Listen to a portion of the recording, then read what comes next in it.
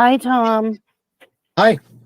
Welcome back. We've been talking about your a new set of teachings that you've been working on for quite some time, and I'm calling them the root teachings of Christianity. Um, and so we're going to dig in a little bit deeper today from where we were in the introduction about our perspective and the way we can look at this material and receive this material and where we are and how we in this human state that we're in, how we might interpret them. Can you talk a little bit more about these the perspective that we have when we come to these sacred texts? Yeah, I think basically in terms, again, of the general population, and I'm only talking basically about Western countries and mostly about the United States, because happens to be where I live, that we're interpreting the text on a very surface level. That it seems to me, especially when it comes to something like fundamentalism, there is no deeper understanding of what's going on there. Now, they may get into it a little deeper. They may look at these texts from a specific point of view. For example, you can say, well, it says what it seems to say on the surface. Or you can also apply what it seems to say on the surface to our everyday lives and how we can live these things. I don't see it going too much further. The thing is, a lot of these texts in the New Testament, I don't believe are just talking about the surface level of life. You can apply it to the surface level of life because life essentially is one. It's a unity. So, of course, it will work on the surface level, but I think it works even more on deeper levels, which will allow the surface level to proceed from those deeper levels and fulfill what's being said there in the text. So, as we mentioned last time, the state of consciousness of the receiver and of the giver of this knowledge is crucial. We think all of it is in terms of the usual waking state that we all experience every day when we hopefully get out of bed and do our daily routine. And it does address that. However, there's more to it than that. As I believe I also mentioned last time, Jesus was not coming from the same place as his apostles, disciples, and other students he may have had. He seemed to be coming from another level. Otherwise, again, why would we listen to him? What did he have to offer that others did not have to offer? So the teachings, which I think are crucial for all of this, I would say are coming from the perspective of where Jesus was at in terms of awareness. What was that? I don't know. I don't think anyone knows that one for sure. So I would theorize, and that's all anybody can do. We can use evidence based on text or archaeology or whatever to try to understand it from a surface level and an academic point of view, which is very valid. But academics alone do not address the whole picture here. And that's why if you want a full academic understanding of what we're talking about, then you go to the academics, you go to the scholars and read what they have to say. I'm not one of those. But what I see is something deeper here. And the deeper thing is the experience. And the experience is of other states of consciousness that go beyond our waking, dreaming, and sleeping states. That, for example, if we were to address a problem that we encountered in a dream and put it all in terms of the waking state, it would not quite work. Because the dream, although it resembles a lot of what we experience in the waking state, has some very significant differences from the waking state. So if we look at a dream from the waking state, although maybe you could take symbols and say it means certain things for me in the waking state, in the end, it's another state of consciousness. It is not the waking state. So if we try to talk about people turning into other people or suddenly shifting your environment in the blink of an eye, which makes sense in dream states, but does not in the waking state, we will run into some trouble here. There'll be a disconnect.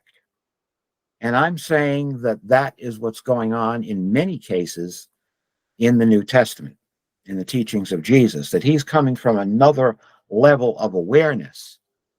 I think most Christians would agree that he had an awareness of the divine. What does that mean? You know, that's a very ambiguous kind of term. What does that mean? I think it means, as I think we talked about last time, that you're in touch with the deepest level of your own awareness, which does not have boundaries, which does not have activity, a state of pure being, no action. You can't understand that in an intellectual way. You can't grasp it or talk about it in any way that makes sense. You can only experience it.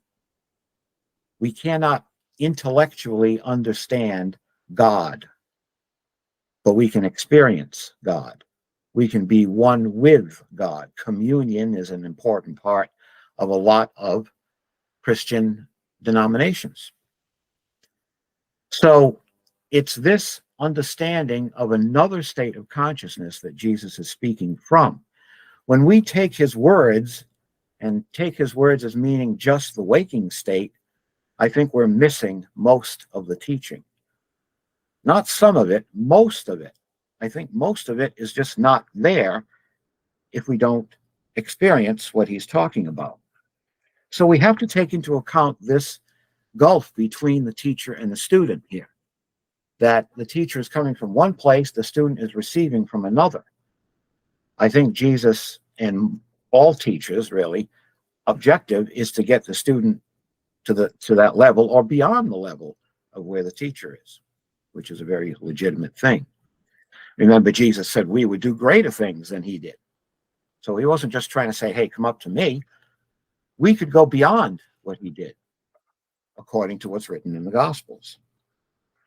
So when we interpret it in terms of our 21st century Western American standards and waking state standards at that, I think we're several steps removed from the original intent and source of the teachings.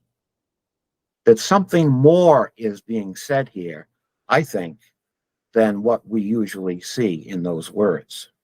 This is a typical thing in most spiritual systems, that a scripture will say what we think it says on the surface, but it also has deeper meanings, allegorical meanings, for example, symbolic meaning. So For can you, example, oh, you're going to give me an example because I'm yeah, thinking if you can dial into a specific piece of text, it might help me to understand. yeah, the book of Revelation. Try interpreting that literally. You're going to have a problem there. It's like a dream. You know, it's like a hallucinogenic experience. You know, what's going on here?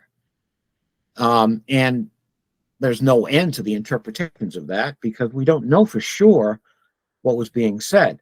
There are all kinds of understandings of it, a lot of prophetic understandings, a lot of understandings that are not prophetic, understanding the use of numbers and what was meant by those numbers, and different images that are also in the Old Testament that are transplanted into the book of Revelation that have no explanation because they're already explained in the Old Testament. The ones that are explained are new symbols and images. So that if you look at it on the surface like that, you can take parts of the Old Testament, apply it to the new in the book of Revelation, and then just look at the explanations in the New Testament. That would be a scholarly approach, but I think it's also a surface approach. I think more was being said there than just that. I'm not denying that that was being said too. So we have to see that there's symbolic levels, allegorical levels, and to me, there's an even deeper level, which is the experiential level, that we can experience these things outside of a context of a religion or a belief system. These things are not necessary. I don't think people followed the Bible or the New Testament, say, in early Christianity when there wasn't any New Testament. What were they doing? Were they going by these words? Apparently, the sayings of Jesus were preserved, And I think they were preserved because there was something more in them than what we usually see. Our understanding of these things can go deeper if we experience those sayings. We experience what's being said. I even think, and I don't know this for sure, of course, that the sayings themselves can do something for us if we take them at that deeper level of consciousness and allow them to resonate at that level. That if we quiet our minds, however you may do that, stretch, breathe, relax, and then implant one of these sayings. And just repeat the saying a few times, and then don't repeat it, let it resonate in your awareness. Does something wake up inside? That would be a good experiment to see. Does something happen here? Why did they preserve these sayings? Because it was the teaching? Yes, and I think obviously that's very important. But it's quite possible that that teaching does something to you, especially when applied at deeper levels of awareness. So that it's not just, love your neighbor. How do you love your neighbor? How many Christians do that? We have to come from that more universal place for that to happen. And resonating from that place allows it to happen. It will happen automatically if we're in touch with that deeper level of who we are, that boundless level of awareness that doesn't have categories, that doesn't discriminate, that hatred and separation and bigotry have not only no place there, they don't exist there at all. They don't exist there at all, meaning if we come from there, we won't experience that at all either. And I think this is how we love everyone. Love your neighbor, turn the other cheek, all these different things that I don't see very many Christians practicing. I don't see it happening in the world. As a matter of fact, I see the opposite on the part of a lot of Christians. And I think there are Buddhists that are more Christian than Christians. That they take this teaching and they really live it within and outside. If we just try to change our behavior on the outside and we're not in that place in our own awareness, it's simply not going to work. We're just pushing ourselves, forcing ourselves to react or perceive in ways that we don't usually react or perceive. If we innocently, spontaneously come from this place, there's no effort, there's no problem. We'll just see it this way. It makes more sense to me that Jesus was addressing this level than a surface level. So to me, what this means is it's not a matter of doctrine. It's not a matter of belief or dogma or all these things that characterize modern religion. It's a matter of deeper human experience that's there within all of us, regardless of what we believe, what we think. We don't have to discriminate between all these religions. We don't have to separate. They're all based on the same experience. There's real unity here if we wipe away all the ego-imposed categories that we've created. When you talk about the experience, you're not saying that we're going to experience those things like that are in the book of Revelation, are you? No, no, no. So what are you saying? I'm saying that at the deepest level of ourselves, there's a place, which is the wrong word to use, of total stillness and quietness. That it's there all the time. It gets lost because of all the experiences we have in terms of activity. All our perceptions, reactions, emotions, and thoughts, and all these things obscure this pure state of awareness. That this state of awareness is awareness itself. No contents to that awareness. We have to have awareness before we can have the contents to awareness.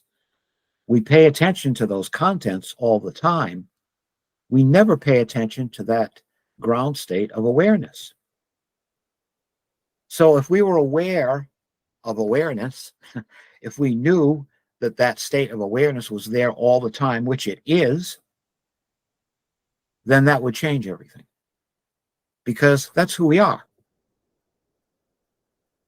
All the experiences we have, all the things that have happened to us, all the memories and so on, make up our experiences that create our personality.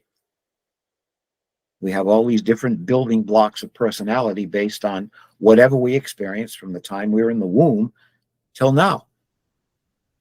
But who's experiencing all that? All we do is look at the experiences. We say, I do all the time. We don't say, I am. Who is it that's experiencing all of this? What is this ego? The sense of individuality that we have that separates us from others. Can we get to a place where there isn't any separation? And I say yes. And I say that's what Jesus was talking about. That's what he was addressing. Can we talk about, though, the subtle difference, or maybe it's not so subtle, but the difference between the awareness of the awareness and the interpretation of the awareness, which gets us hooked into the ego? So how can you be aware of the awareness without getting into the interpretation of it? Well, you just are aware. It's so simple, it's almost impossible to put into words. You just have the state of pure awareness. Okay, interpretation is thought, and that's activity. Okay, that's not just awareness, that's content.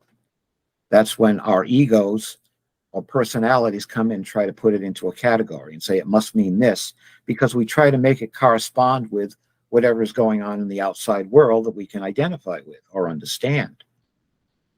So what happens is we get lost in the interpretation because that experience of the awareness itself is missing consciously. It's always there. It's never not there. It's there during the dream state. It's there during the sleep state. There's always awareness. Those are states of awareness, but not awareness itself. They're kind of like different waves or motions of awareness that then allow the nervous system to function in specific ways that are characteristic of that particular state. So in the waking state, we have certain brain waves, and your body walks around and so on. In the dream state, there's other brain waves. The body reacts in certain ways, but usually does not walk around and act it out. In the sleep state, we're totally unconscious of anything. But we're alive, we're breathing, the body still does things, and different brain waves characterize that as well. So these are kind of waves in the Yoga Sutras. It's called vrittis, or waves, movements of awareness. And within those movements of awareness, we have a certain way of functioning. In the waking state, one of our main ways of functioning is interpreting our perceptions so that we can place them in categories and know what's what in terms of living, basically so that we will continue to survive. Based on that, I believe. So that's interpretation is activity. Awareness is just awareness. Silent, still awareness. Now we can get deeper into it, and then I'll sound like I'm contradicting myself. But speaking of contradictions, it's, scholars often bring out that the New Testament has tons of contradictions. The most important event, I would say, in the Gospels is the resurrection of Jesus from the dead. That's there in all four Gospels. The crucifixion is there in all four Gospels. But what happened after is different in every single one of them. In the early Gospels, especially in Mark, there's no appearances of Jesus whatsoever. In the original edition, things were added to it later, so it wouldn't be so disappointing at the end. But in the original Gospel, all there is an empty tomb, and it ends there. There's an appearance of Jesus in Matthew, but Luke has more, and John has the most. The last Gospel has the most appearances. And you would think that something that important would be more, there'd be more of a consensus when it comes to that. But it simply is not the case. That doesn't mean that these stories weren't floating around before and they just weren't written down. I don't know. And if they were just talked about, we'll never know that one. But there are contradictions, that, for example, in the Matthew, Mark, and Luke, Jesus goes in the temple and throws everything around and yells at everyone for making a business out of the temple. And that seems to be one of the reasons why the high priests and so on of Judaism at the time in Jerusalem were so upset with him. Besides, he was taking followers away and he was breaking the law and on and on and on. But in John, it's one of the first things he does. And it seems that his raising Lazarus from the dead was a big deal in terms of getting rid of him. I might be wrong on that, but I'm doing it off the top of my head here. But nonetheless, in John, it is one of the first things he does. And in the other Gospels, it's one of the last things he does. And the consequences seem to be very different. But I think even something as ordinary as that could have deeper implications. By that, I mean that contradictions may be there because they're not, first of all, interested in history as we know it. They're not trying to write history in the Gospels. They're based on historical events, but they're not writing straight ahead histories. And the other thing is, in many more advanced levels, I believe, in a lot of the scriptures around the world, what's being talked about is something that's not part of our usual functioning in the everyday waking state. They're not addressing our waking state of consciousness. They're not addressing the way we function in the waking state. They're addressing deeper states of consciousness. And I think these scriptures take for granted that you've already experienced the more elementary states. So these sayings, these pieces of knowledge would make sense. But if you haven't experienced them, they don't make sense, or they seem totally contradictory. So it seems like, to me, what you're saying is, Jesus used the parables in the way that he was teaching, and the stories about him have the same, like, characteristics, the parabolic, I don't know if that's a word, but the Yes. nature of the parables in them, which is that kind of, like you said, you could hear them 10 times and hear 10 different messages coming through at a given time. Right. Yeah. Yeah, and that's an example of what I mean. The story stays the same in the parable, but your understanding of it changes. So it's our understanding, which comes from wherever we're at the time, that's crucial here. If we say it means this, a church decides this is what it means. Maybe they don't have the whole picture. Maybe they can't really say that. As a guideline, fine, but that's all.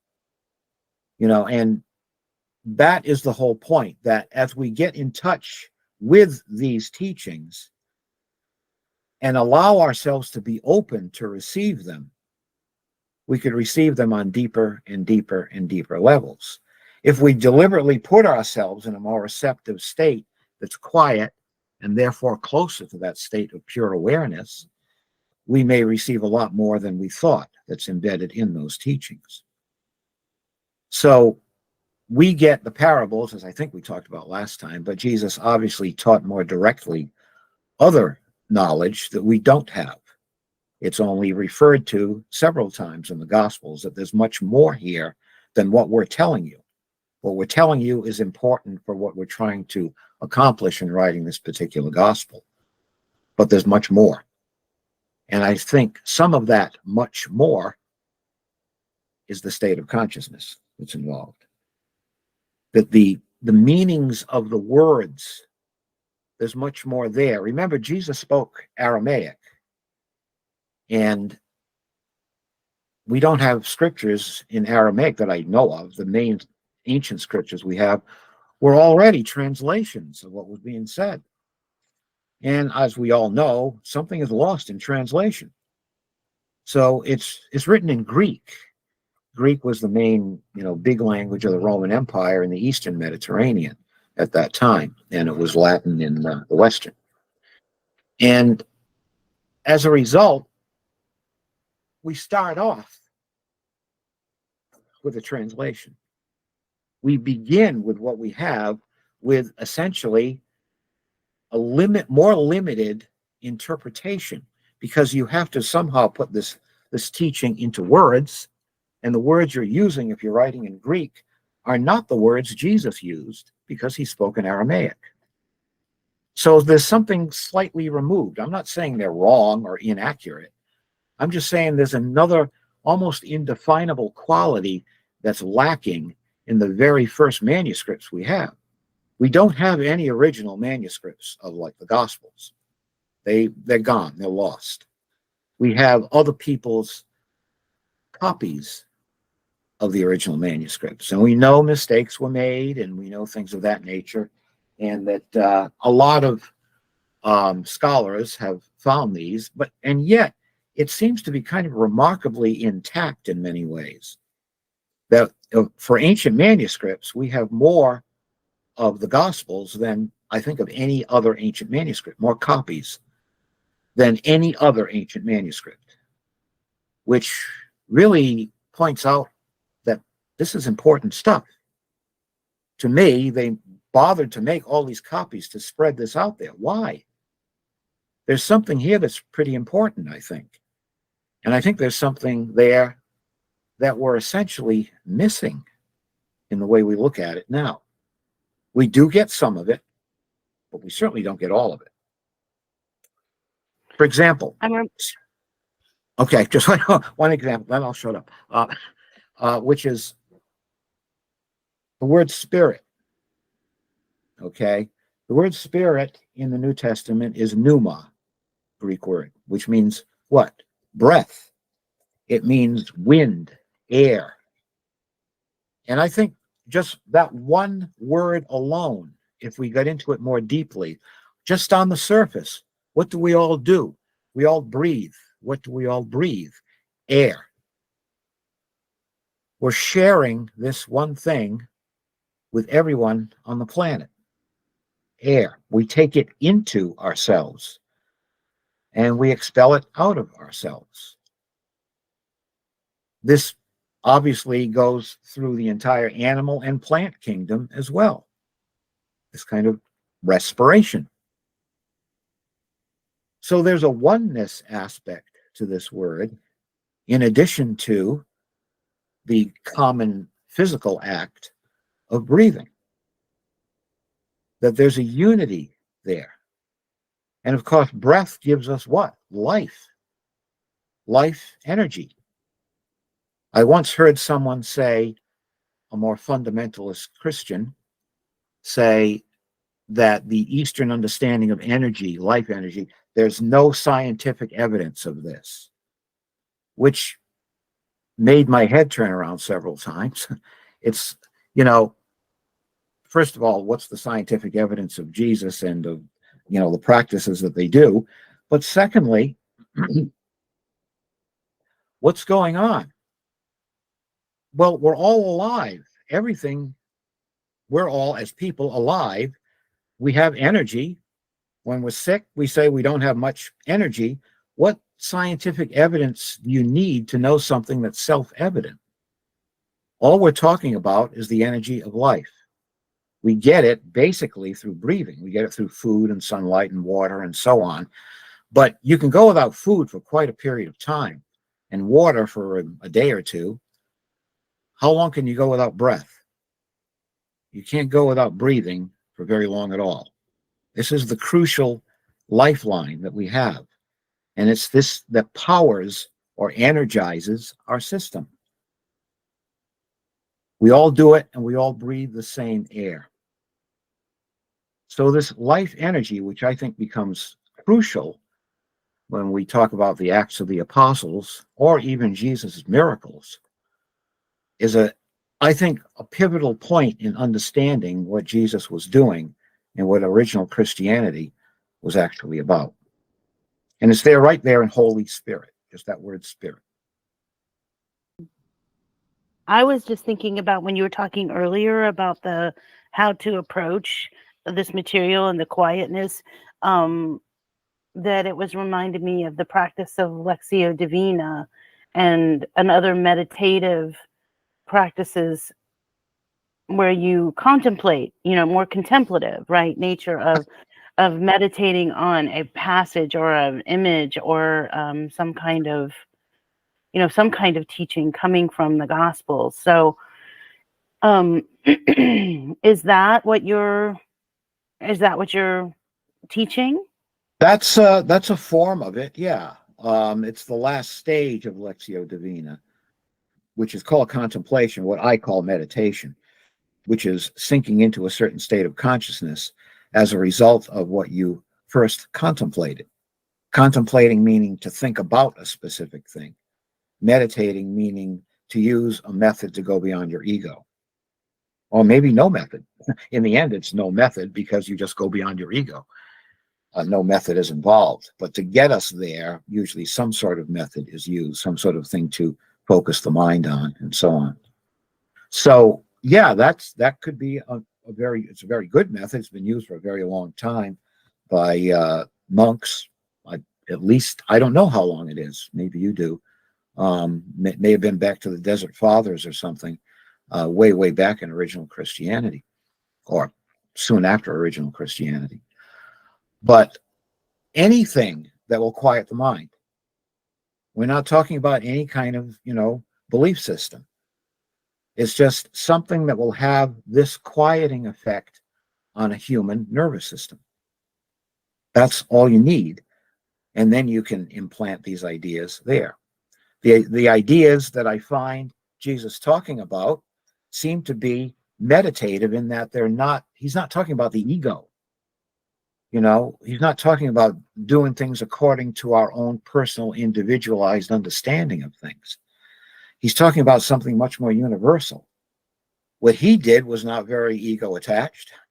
I mean, if you follow what happened in the Gospels, he allowed himself to be crucified.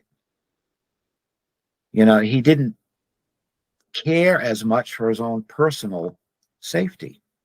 Not that there was no ego whatsoever involved. Obviously, there would have been. He would have been pretty upset, but he still went through with it, according to the Gospels. But his teaching was the same. Love your neighbor. No matter what he or she says or does, love your neighbor. That doesn't come from an ego. An ego accepts someone if that other person does what that ego wants it to do. We say, we're in a relationship with someone, but usually it's an ego imposing its standards on another ego. And if that other person does what you want him to do or her to do, hey, everything goes fine. If not, there's an argument. That's not relationship. That's not love. That's not what Jesus was talking about at all. He's talking about something beyond the ego. So none of those things matter. What we say or do, what someone else says or does not determine whether you love them or yourself or not. It's beyond ego. It's beyond action. It's beyond behavior. It's beyond perception. This is much more profound than I think we give it credit for. So last time we were talking a little bit, you were introducing us to the ideas at Pentecost and the teachings, what happened to the apostles in that moment, the stories about that. The teachings would have been dispensed to those apostles before Jesus left. And then I'm assuming there was additional teaching once he returned, which would be next level. But I was just wondering if you had some insights on those teachings in relation to what you've been saying so far today. Well, I think it's the same thing. It's the same ground state that all of the stuff springs from. That the teachings were things that brought people in touch with what was beyond their egos. That Jesus was imparting what probably was, but again, I don't know, and neither does anyone else really, but probably some form of Jewish mysticism because of the fact that they were all Jewish. And Jesus obviously was not coming from the usual ego based waking state. Well, that would necessarily imply something that's mystical, something that is involved with gaining union with the absolute, with God. So if he was teaching that and people were practicing that were his apostles, and especially his inner circle, Peter, James, and John, and probably Mary Magdalene, from what we can see, at least from some sources, whoever it was that was getting this and practicing it, they were gaining this level of consciousness. And once they gained the level of consciousness, at least to some extent, they were able then to practice more overt aspects that are signals that they've gained this state, which we would call miracles. Healing, using that life energy in ways that we don't usually use it, but could use it if we had the awareness to do so. Having the awareness, though, is the crucial aspect. Without the awareness, those miracles are impossible, and we try to explain them away. And who knows if everything that's written down there really did happen. I wasn't there. I don't know. But I would think that something extraordinary was going on with Jesus, and something extraordinary happened after his crucifixion, because then you have all these early Christians out there teaching, again, making copies of all these gospels and teachings, and being willing to die for it, as Jesus was, and did. All the martyrs that existed in ancient Rome, Christian martyrs, they were willing to, let's give up their lives. This is something pretty huge, I would think. I think it was based on a person that was really there teaching this stuff. I don't think it was some metaphor or a mythical figure. He's turned into a mythical figure for sure.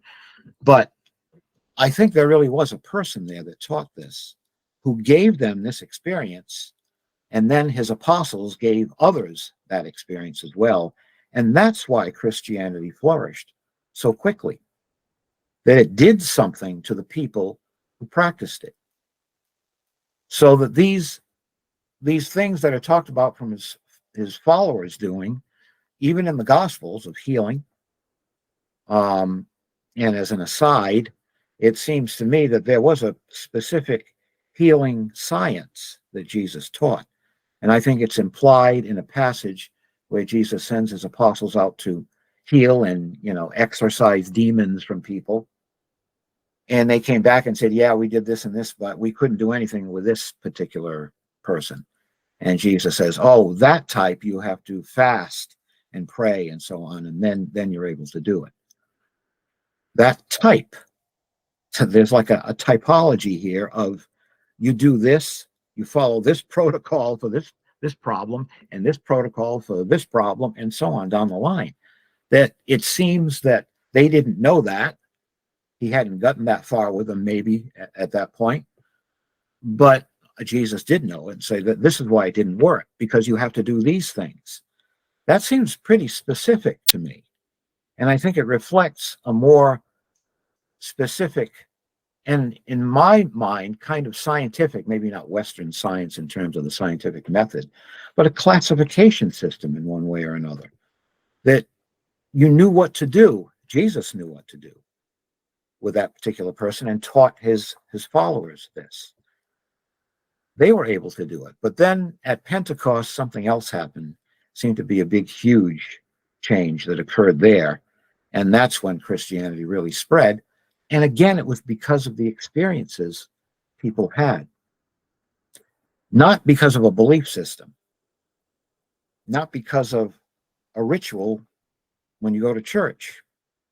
But because of experiences, spontaneous, real, apparently very powerful experiences that people had, that the apostles had, and that Jesus gave because he had them too and was able to impart them to others. So the idea of just adhering to what's written down in the Bible, I think, is extremely restricting and is, I think, basically not what Jesus was doing, since what was written down then was just the Old Testament, and he broke a lot of those laws. He went against what society said. He went against what the Torah said in some instances, because he was following the spirit of the law, not the letter of the law, which is what dogmatists and people that are just, I follow what's in the Bible, they follow the letter, it seems to me. I'm not saying just that, but that seems to be the basic thing. It's written down here, therefore this is what you do. I don't think that's what Jesus did, and it seems from some examples he didn't do that. He did quite the opposite. It reminds me a lot of shamanic practice and practitioners. It seems like the kind of methodology, the kinds of evidence and experiences that are occurring is bridging that indigenous shamanic practitioner. What do you think about that? Yeah, I think basically every religion that we know of now started with shamanism. Shamanism is kind of the birth of this understanding of spirituality. If you look way back in Judaism before Moses, may have been before Abraham, I don't know, but there were sacred groves that the Jews worshipped in groves of trees, which is very shamanic, that these trees had a certain influence on people and influence on the atmosphere. And they would pin colored, I think, pieces of paper or something like that, papyrus, something or other, to the trees that would, I can't remember now, but I remember reading this quite a while ago, that there is a connection with the land, in other words, which you do kind of find later in Judaism with the promised land.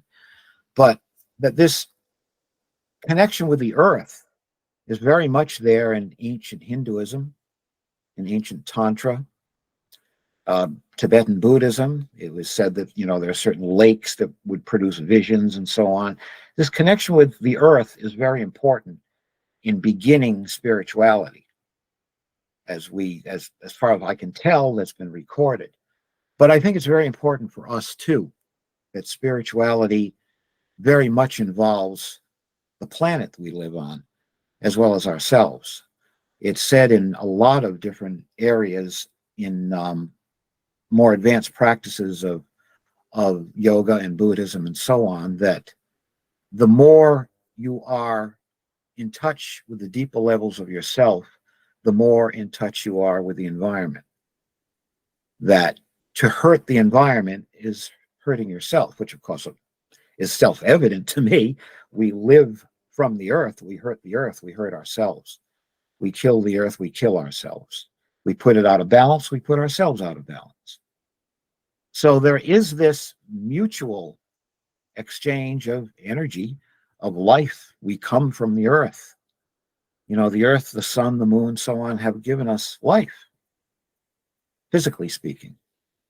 We say God gave us life, but where did the sun and the moon and the earth come from in the first place? So, yeah, I think shamanism and an understanding of altering awareness so that we can be in touch with deeper levels of creation and of ourselves, which is an important part of that early Jewish mysticism, I think is very much a part of Christianity, Judaism, Islam, name it. Without it, we don't have the full picture.